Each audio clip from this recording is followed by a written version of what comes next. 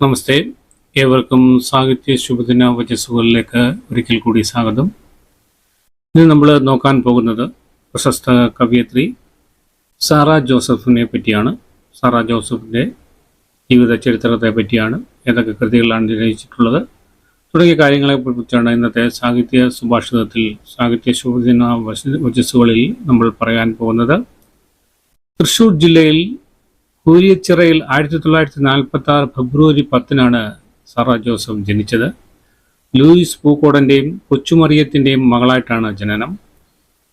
ചേലക്കാട്ടുകര മാർ തിമോസിയോസ് ഹൈസ്കൂളിൽ വിദ്യാഭ്യാസം, Tirur cent Thomas ഹൈസ്കൂളിൽ, പട്ടാമ്പി സംസ്കൃത college, Palakkad Victoria college, Thrissur C Achutha Menon government college എന്നിവിടങ്ങളിൽ അധ്യാപികയായി സേവനമനുഷ്ഠിച്ചിട്ടുണ്ട്.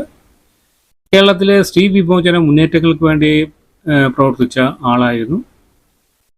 കേരള നിർവാഹക സമിതി അംഗമായിരുന്നു. അകലെ അരികെ 1979 പ്രസിദ്ധീകരിച്ച പുസ്തകമാണ്. അഹല്യയുടെ പെൺമക്കൾ 1999 പ്രസിദ്ധീകരിച്ചു. മനസ്സിൽ നീ മാത്രം എന്ന പുസ്തകം 1977. കാടിൻ്റെ സംഗീതം, നന്മ തിന്മകളുടെ വൃക്ഷം 1989 ഈ പുസ്തകം പ്രസിദ്ധീകരിച്ചിട്ടുള്ളത്. അങ്ങനെ ഒട്ടനവധി പുസ്തകങ്ങളാണ് കവയിത്രിയുടേതായിട്ടുള്ള സാറാ ജോസഫിൻ്റെതായിട്ടുള്ളത്.